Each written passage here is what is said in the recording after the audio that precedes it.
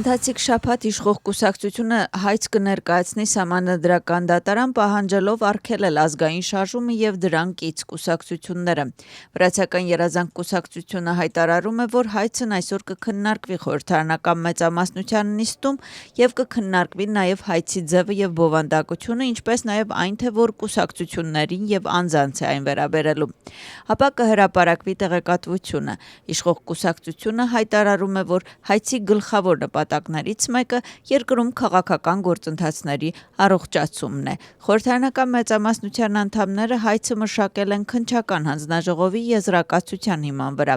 Իշխող կուսակցության կողմից մշակված հայցը ազգային շարժման ներսում սուր քննադատության առարկա է դարձել։ Այսօր հզոր Վրաստան լելոն սահմանադրական հայց կներկայացնի սահմանադրական դատարան պահանջելով վրացական երազանքի կողմից կուսակցությունների արգելման վերաբերյալ ընդունված օրենսդրությունը ճանաչել հակասահմանադրական։ Այս պահի դրությամբ հզոր Վրաստան լելոյի առաջնորդներից մեկը Գեորգի Սիորիձեն գտնվում է Բաթումիում։ Հզոր Վրաստան լելոն սահմանադրական դատարանից հետո դատական հայցով կդիմի նաև մարդու իրավունքների եվրոպական դատարան։ Ոչ կառավարական կազմակերպությունների ներկայացուցիչները համատեղ ճեպազրույց են անցկացրել եւ խոսել են կուսակցությունների վերաբերյալ ընդունված օրենսդրական փոփոխությունների փաթեթի մասին։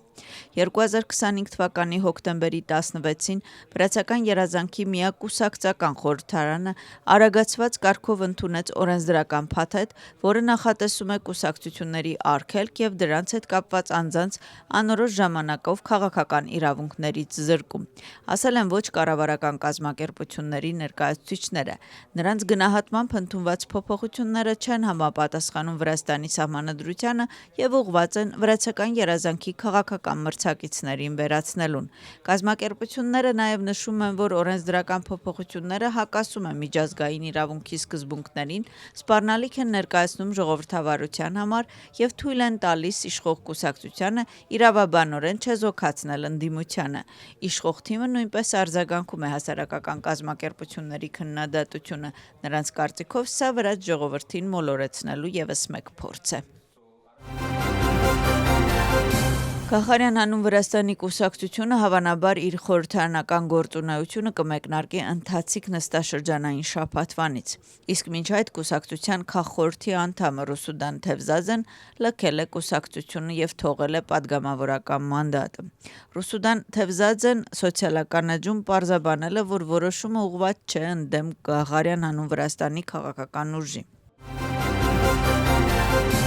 Վրաստանի խորհրդարանի եվրոպական ինտեգրման հանձնաժողովի նախագահ Լևան Մախաշվիլին նամակով դիմել է Եվրանեստի խորհրդարանական վեհաժողովին։ Նա նշել է, որ Եվրանեստի խորհրդարանական վեհաժողովի վերջին գործողությունները լուրջ մտահոգություն են առաջացնում վեհաժողովի հիմնադիր ակտի եւ արևելյան գործընկերության Բրահայի գագաթնաժողովի համատեղ հռչակագրի հիմնարար սկզբունքների եւ նպատակների հետ դրանց անհամապատասխանության պատճառով։ Նրա խոսքով Եվրախորհրդարանի եւ Եվրանեստի խորհրդարանական վեհաժողովի Վրաստանի վերաբերյալ բանաձևերն ու զեկույցները շարունակում են անտեսել վրաց ժողովրդի ժողովրդավարական ճանապարհով արտահայտված կամքը։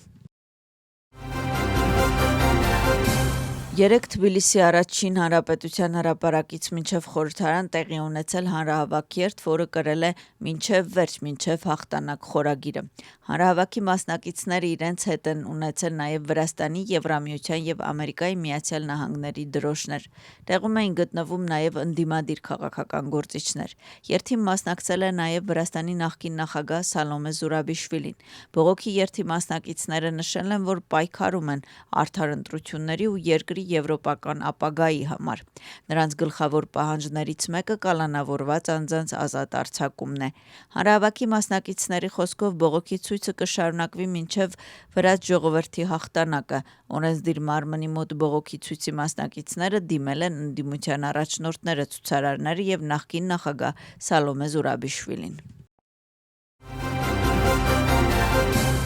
Հայաստանի Հանրապետության վարչապետը Նիկոլ Փաշինյանը հայտարարում է, որ այսօրվանից Հայաստանը պատրաստ է ապահովել բեռնատարների տարանցումը Թուրքիայից Ադրբեջան եւ հակառակ ուղղությամբ։ Հայաստանի Հանրապետության կառավարության ղեկավարի խոսքով սա այս փուլում միակ տարբերակն է, որը երկիրը կարող է իրականացնել այսօր։ Փաշինյանը նաև նշել է, որ բավականին ինտենսիվ աշխատանքներ են տարվում Թրամփի ճանապարհ նախագծի իրականացման ուղղությամբ։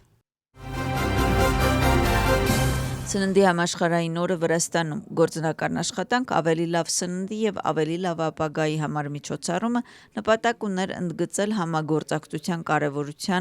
կարևորությունը դիմացկուն, ներառական եւ կայուն ագրոսննդային համակարգի ստեղծման գործում։ Նուցուբիձե առաջին միկրոշրջանի 9-10 շենքերի մոտակայքում կազմակերպվել է հրապարակ եւ մարզադաշտ։ Ժամանակակից մարզադաշտից բացի վերանորոգված հանգստի գոտին ներառում է ֆիթնես գոտիներ, մանկական խաղահրապարակ եւ հանգստի տաղավար։ Ծրագրի շրջանակներում վերանորոգվել են ոռոգման եւ լուսավորության ցանցերը։ Ծրագրի բյուջեն կազմում է 1 միլիոն լարի։